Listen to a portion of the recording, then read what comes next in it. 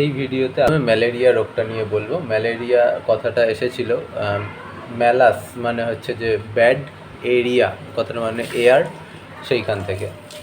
তো bad air মানে হচ্ছে যে খারাপ বায়ু। তো হঠাৎ এরকম নাম কেন দেওয়া হয়েছিল? প্রথম দিকে বিশ্বাস করা হতো যে ম্যালেরিয়া রোগটা হয় খারাপ কী বলবো হাওয়ার থেকে, মানে খারাপ হাওয়ার কারণে ম্যালেরিয়া রোগটা হয়। তারপরে ম্যালেরিয়ার জীবাণু আবিষ্কার হওয়া এসবের পর সেসবের সম্পর্কে ভুল ধারণাগুলো গেছে।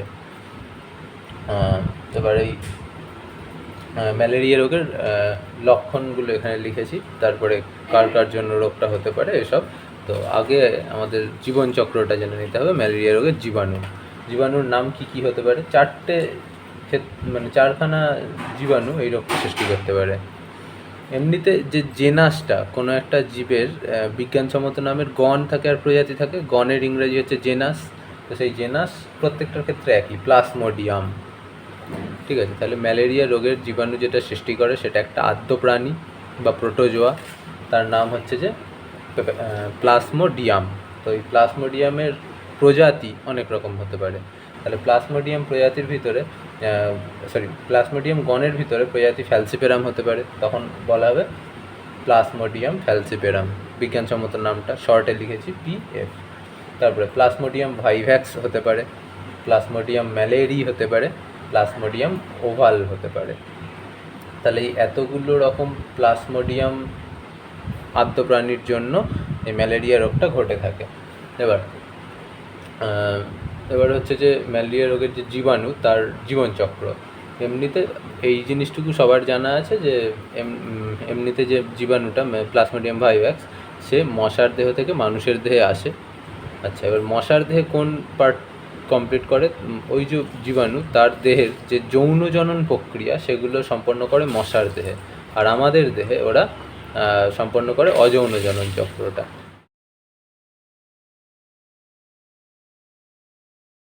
তো তাহলে প্রথমে মশার দেহে যখন থাকছে তখন স্পোরোজয়েট অবস্থায় থাকছে। এই স্পোরোজয়েট অবস্থার থেকে ও আমাদের দেহে প্রবেশ করছে। তাহলে মশার দেহে থাকা স্পোরোজয়েট, যেই মশা একটা মানুষকে কামড়াচ্ছে তখন মশার লালা গ্রন্থি থেকে ওই জীবাণুটা চলে আসছে মানুষের দেহে। কিসের মাধ্যমে? রক্তের মাধ্যমে। কারণ যখন মশা রক্ত চুষে তখন প্রথমে মশার যে লালা রস সেটা মানুষের দেহে পাঠিয়ে দেয়, সেই সময় চলে যাচ্ছে জীবাণুটা। তাহলে নাম কি?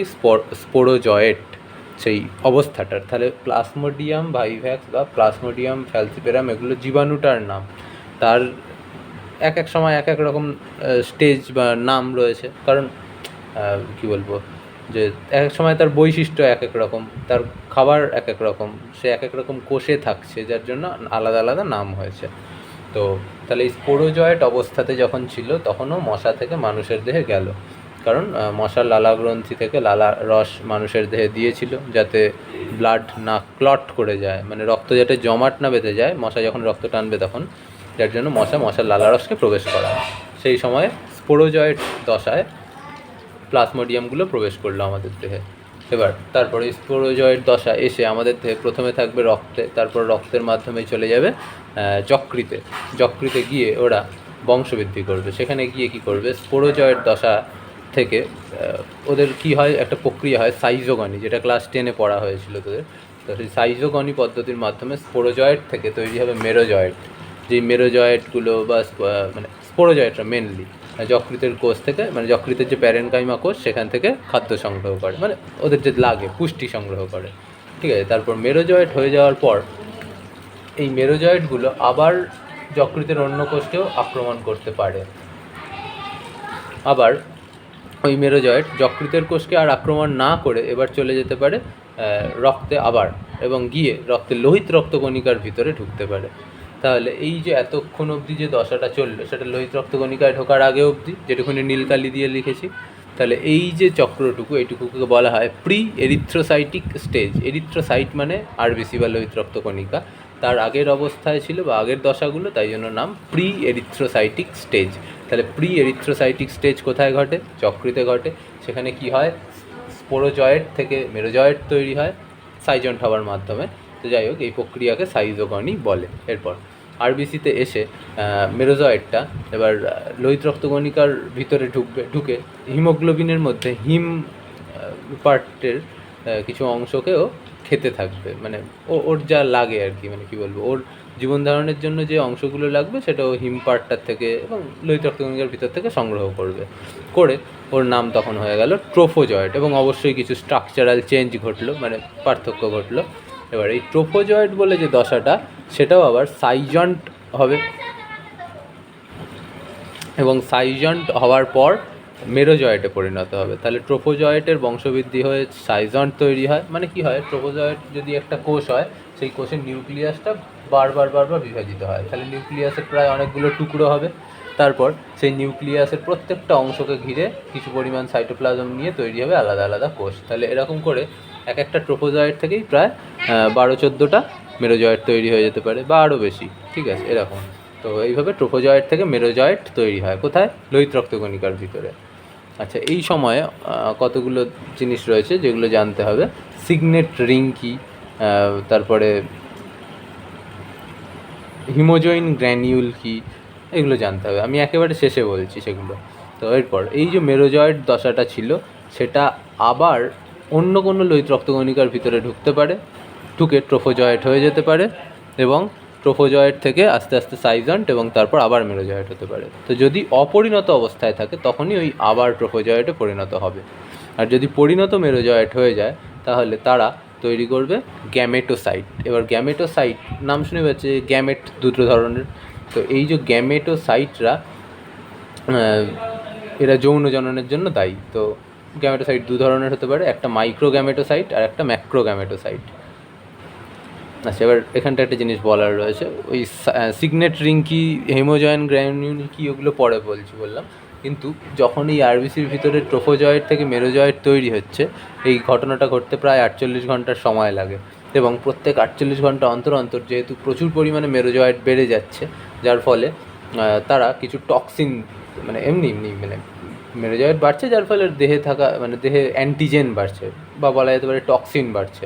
এবং সেই টক্সিনের জন্যই জ্বর আসতে থাকে। কারণ বাইরে থেকে কোনো জিনিস ঢুকেছে, মানে কি দেহ চাইবে যে দেহের তাপমাত্রা বাড়িয়ে দিয়ে সেগুলোকে মেরে ফেলতে, যার জন্য জ্বর আসে কাঁপুনি দিয়ে। তাহলে ম্যালেরিয়া রোগে কাঁপুনি দিয়ে জ্বর আসার যে কারণটা, তার একটা বড় কারণ হচ্ছে যে এই ট্রোফোজয়েট থেকে মেরোজয়েট তৈরি হওয়া, এবং যার জন্য এরকম 48 ঘন্টা অন্তর অন্তর জ্বর আসতে থাকে, এই ব্যাপারটা হয়। আচ্ছা, এরপর এই যে মাইক্রোগ্যামেটোসাইট আর ম্যাক্রোগ্যামেটোসাইট তৈরি হলো, এর মধ্যে মাইক্রোগ্যামেটোসাইট যেটা, সেটা হচ্ছে যে ওই জীবাণুটার পুং গ্যামেট। তাহলে প্লাজমোডিয়াম ফ্যালসিফেরাম জীবাণুর কথা বলা হচ্ছে, তার জীবনের বিভিন্ন দশাগুলোর নাম এইগুলো। করতে করতে এবার ও কী তৈরি করলো, মাইক্রোগ্যামেটোসাইট আর ম্যাক্রোগ্যামেটোসাইট তৈরি করলো। সেই গ্যামেটোসাইটগুলো যৌন জননের জন্য দায়ী। তাহলে যৌন জনন কোথায় ঘটে বললাম, মশার দেহে ঘটে। তাহলে এইখানে থেকে ওর এখন কিছু লাভ নেই, যার জন্য ও এবার চলে যাবে মশার দেহে। তো এবার এই মাইক্রোগ্যামেটোসাইট আর ম্যাক্রোগ্যামেটোসাইট, এই জিনিসগুলো প্রথম যখন স্পোরোজয়েট ঢোকে, তার প্রায় 16 দিন পর মোটামুটি তৈরি হয়ে যায়। তাহলে এই যে ব্যাপারটা হলো, এত জিনিসপত্র, সেগুলো হতে প্রায় 16 দিন সময় লাগে। তারপর এবার এই যে মাইক্রোগ্যামেটোসাইট আর ম্যাক্রোগ্যামেটোসাইট, এরা চলে যাবে মশার দেহে। কীভাবে যাবে, এই যে ম্যালেরিয়া আক্রান্ত রোগী, একে যদি অন্য কোনো মশা কামড়ায়, তাহলে মশাটার দেহে চলে যাবে এই গ্যামেটোসাইটগুলো, গিয়ে মাইক্রো আর ম্যাক্রো, বললাম যে মাইক্রো গ্যামেটোসাইট মানে পুং গ্যামেট, আর ম্যাক্রো গ্যামেটোসাইট মানে স্ত্রী গ্যামেট, দুজনের ফিউজ ঘটবে, মানে মিশে ওরা নিষেক প্রক্রিয়া সম্পন্ন করবে। এবং আমরা জানি নিষেক হলেই জাইগোট তৈরি হয়। তাহলে যেই ম্যাক্রো গ্যামেটোসাইট আর মাইক্রো গ্যামেটোসাইট ফিউশন করলো বা মিশে গেল, তারপরে জাইগোট তৈরি হলো। এবার ব্যাপারটা হচ্ছে যে এই ব্যাপারগুলো কোথায় ঘটে, মশার দেহের কোনখানে ঘটে। মশা যখন রক্ত খেলো, রক্তটা তাহলে যাবে হচ্ছে যে ওর কী বলে, পৌষ্টিক নালীতে। পৌষ্টিক নালীর অংশগুলোর মধ্যে পাকস্থলী রয়েছে ওদেরও, মশাদেরও। তাহলে সেই মশার যে পাকস্থলী, সেই পাকস্থলীর ভিতরে থাকবে হচ্ছে যে মাইক্রোগ্যামেটোসাইট আর ম্যাক্রোগ্যামেটোসাইট। ওখানে এমন কিছু জিনিস আছে যার জন্য যদি মানুষের দেহ থেকে যখন রক্ত মশাটা খেয়েছে, তখন শুধু তো আর মাইক্রো আর ম্যাক্রোগ্যামেটোসাইট আসেনি, সাথে কিছু মেরোজয়েট চলে আসতে পারে, কিছু ট্রোফোজয়েট, সব যা আছে সব চলে আসতে পারে।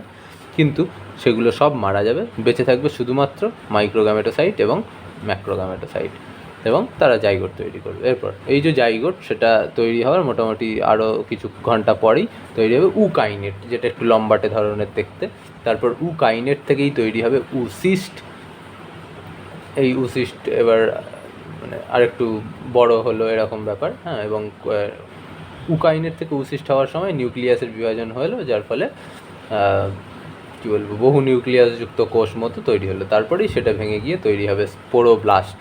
তাহলে অসংখ্য স্পোরোব্লাস্ট তৈরি হবে, তারপর সেই স্পোরোব্লাস্টগুলোর আকৃতি কাস্তের মতো হয়ে গিয়ে তৈরি করবে স্পোরোজয়েট, এবং এই স্পোরোজয়েট আবার চলে যাবে সেই মানুষের দেহে। তাহলে এইভাবে ম্যালেরিয়া রোগের যে জীবাণু প্লাজমোডিয়াম ভাইভ্যাক্স অথবা প্লাজমোডিয়াম ফ্যালসিপেরাম, তার জীবনচক্র চলতে থাকে। তো বইয়ে অনেক বড় করে লেখা আছে, একবার রিডিং পড়ে নিবি, কারণ এগুলো কী বলবো সিলেবাসে ডিরেক্ট নেই, ঠিক আছে। জানার জন্য অবশ্যই দরকার, তার জন্য রিডিং পড়ে নিবি। আর কিছু পয়েন্ট মনে রাখতে হবে যেগুলো গুরুত্বপূর্ণ, বিশেষ করে এই ছকটা মনে রাখতে হবে। ছকটা মনে থাকলেই অনেক কিছু মনে থাকবে। তাহলে এখানে এই ডায়াগ্রামটাতে আমি সবুজ অংশ দিয়ে যেটুকুনি দেখিয়েছি সেটা হচ্ছে যে লোহিত রক্তকণিকাতে ঘটে, তাই জন্য নাম কি, এরিথ্রোসাইটিক ফেজ। নীলটুকু যকৃতে ঘটে, তার জন্য নাম কি, লোহিত রক্তকণিকায় ঢোকার আগের অবস্থা, তাই প্রি এরিথ্রোসাইটিক ফেজ বা দশা। তারপর এখান থেকে যখন বেরিয়ে আসবে তখন নাম হয়ে যাবে এক্সো এরিথ্রোসাইটিক ফেজ।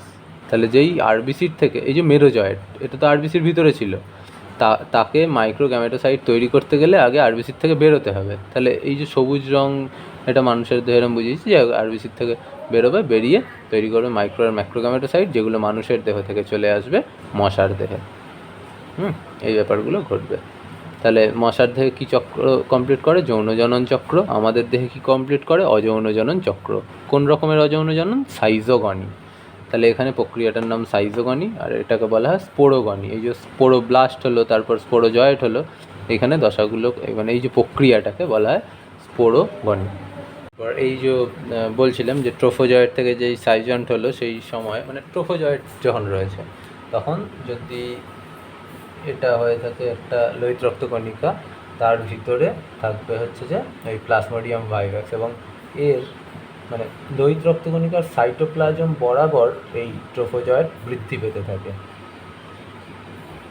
এবং এই ট্রোফোজয়েটের যে নিউক্লিয়াস, সেটা এই জায়গাতে অবস্থান করে। আরবিসির ভিতরে কিন্তু কোনো নিউক্লিয়াস থাকে না। তাহলে এই যে নিউক্লিয়াস কার, ট্রোফোজয়েটের, মানে প্লাজমোডিয়াম ভাইভ্যাক্সের, ট্রোফোজয়েট দশার। তো এইভাবে থাকে, আর মাঝখানটা একটা গহ্বরের সৃষ্টি করা। তো এই যেটাকে দেখতে ঠিক একটা আংটির মতো, যার জন্য ওটাকে বলা হয় সিগনেট রিং। আর এই অবস্থাতে সিগনেট রিংয়ের মধ্যে আবার কতগুলো দানা দানা দেখা যায়, সেগুলোকে বলা হয় হিমোজয়েন গ্র্যানিউল। মানে ও যে হিমোগ্লোবিনের অংশ খেয়েছে সেইগুলো জমা হয়েছে, এবং সেগুলোকে বলা হয় হিমোজয়েন গ্র্যানিউল। এছাড়া তাহলে হিমোজয়েন গ্র্যানিউল কার মধ্যে দেখা যাচ্ছে, ট্রোফোজয়েটের সাইটোপ্লাজমে। প্লাজমোডিয়াম ভাইভ্যাক্সের বা প্লাজমোডিয়াম ফ্যালসিপেরামের যে ট্রোফোজয়েট অবস্থা, সেটা ঢুকেছে আরবিসির ভিতরে, তার সাইটোপ্লাজমে দেখা যাচ্ছে। আর আরবিসির যে সাইটোপ্লাজম, মানে লোহিত রক্তকণিকার যে সাইটোপ্লাজম, তাতেও কতগুলো এরকম দানা দানা অংশ দেখা যাবে, তাদেরকে বলা হয় সুফনার ডট। আচ্ছা, এবার হচ্ছে যে ম্যালেরিয়া রোগের লক্ষণগুলো।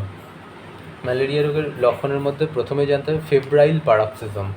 সেটা কী ব্যাপার না, ম্যালেরিয়া রোগের ক্ষেত্রে জ্বর এলে জ্বরটা কাঁপুনি দিয়ে আসে, এবং খুব কী বলবো টেম্পারেচার বেড়ে যায়, এবং জ্বরটা অনেকক্ষণ ধরে স্টে করে, মানে অনেকক্ষণ থাকে জ্বরটা, আবার পর্যায়ক্রমিকভাবে ফিরে আসে, 48 ঘন্টা অন্তর অন্তর জ্বর আসবে, এরকম একটা ব্যাপার চলতে থাকে। যার ফলে এই যে জ্বর সম্পর্কিত যে সিমটমটা বা লক্ষণটা দেখা যাচ্ছে, তাকে বলা হয় ফেব্রাইল প্যারক্সিজম।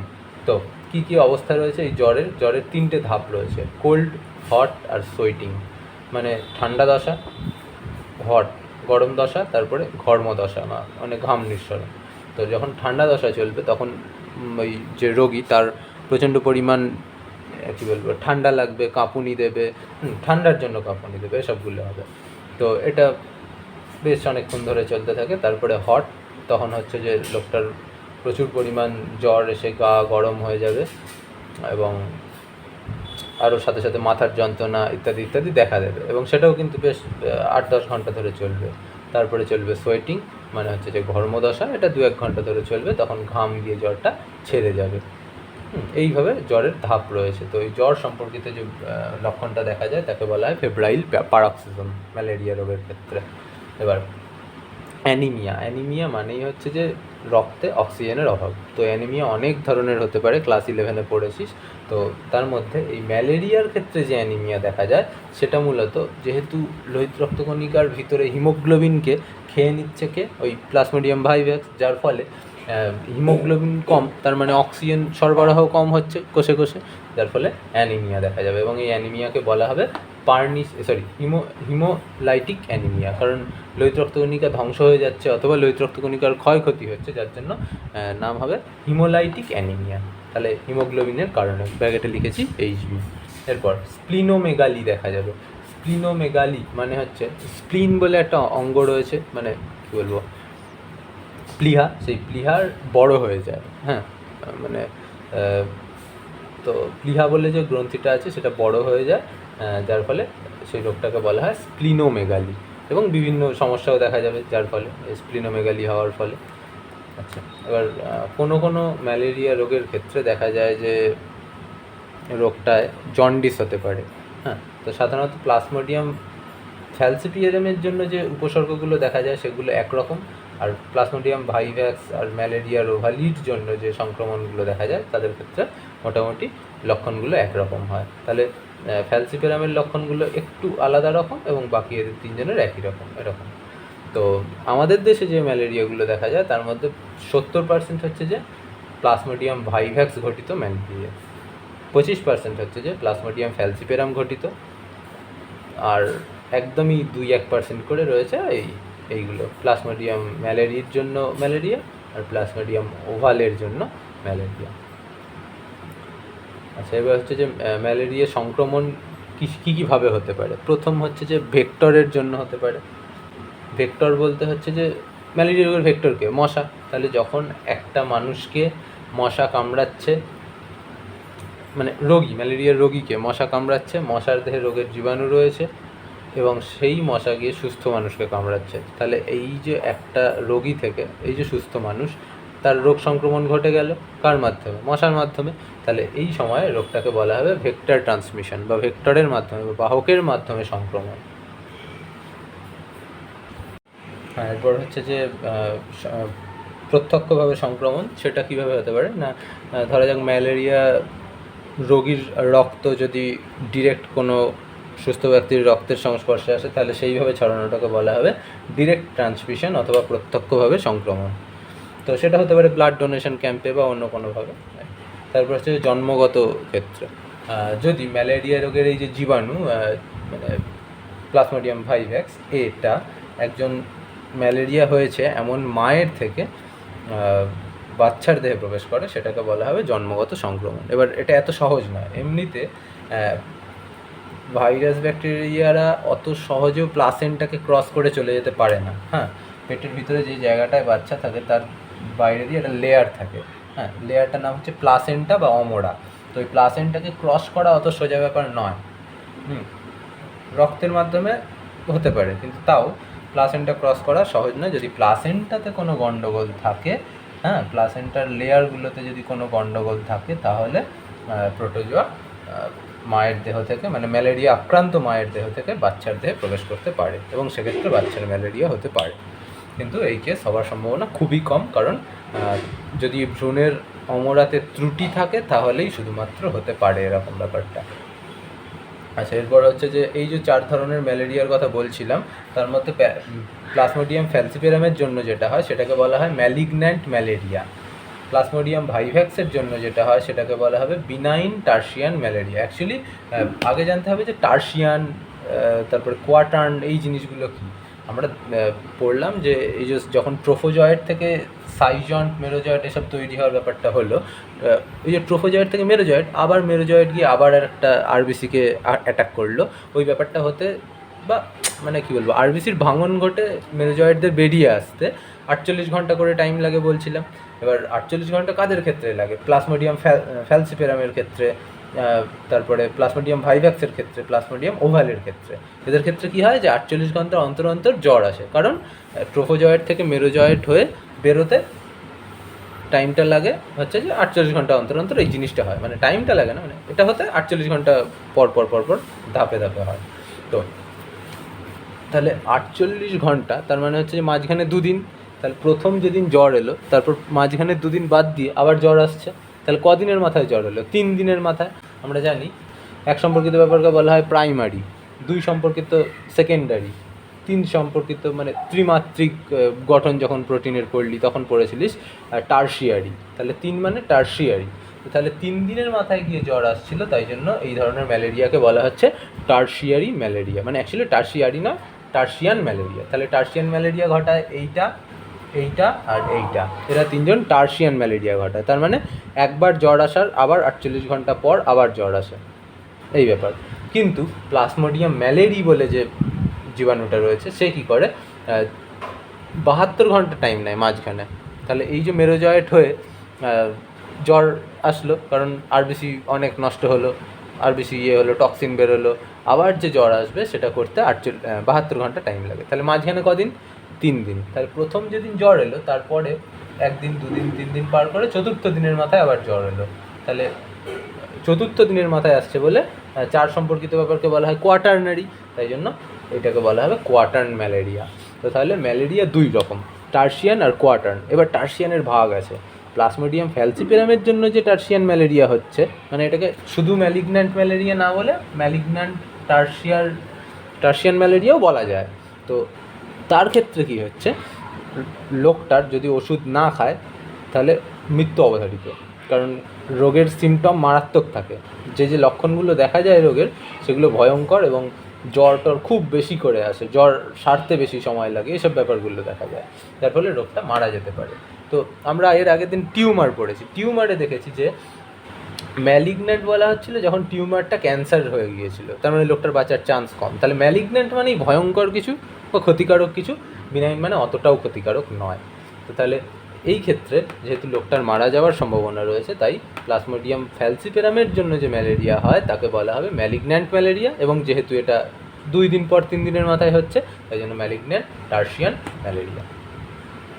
এটার আর একটা নামও আছে, সাবটার্মিনাল, সাব টার্সিয়ান ম্যালেরিয়াও বলা হয় অনেক সময়, এরকম একটা ব্যাপার। তারপর আচ্ছা, এবার হচ্ছে যে বিনাইন যেটা মানে প্লাজমোডিয়াম ভাইভ্যাক্সের জন্য যে ম্যালেরিয়া হচ্ছে, সেক্ষেত্রে অতটাও অসুস্থতা দেখা যায় না, মানে অসুস্থ হবে, জ্বর আসবে, কিন্তু লোকটা যদি ওষুধ নাও খায় তাও তার মৃত্যু হওয়ার চান্স খুব কম, এবং বেশিরভাগ ক্ষেত্রে মৃত্যু তো হয়ই না, মানে এমনিই হবে না, মানে স্বাভাবিক, মর্টালিটি রেট খুবই কম, যার জন্য ক্ষতিকারক অতটাও নয়, তাই জন্য এটাকে বলা হয় বিনাইন টার্সিয়ান ম্যালেরিয়া।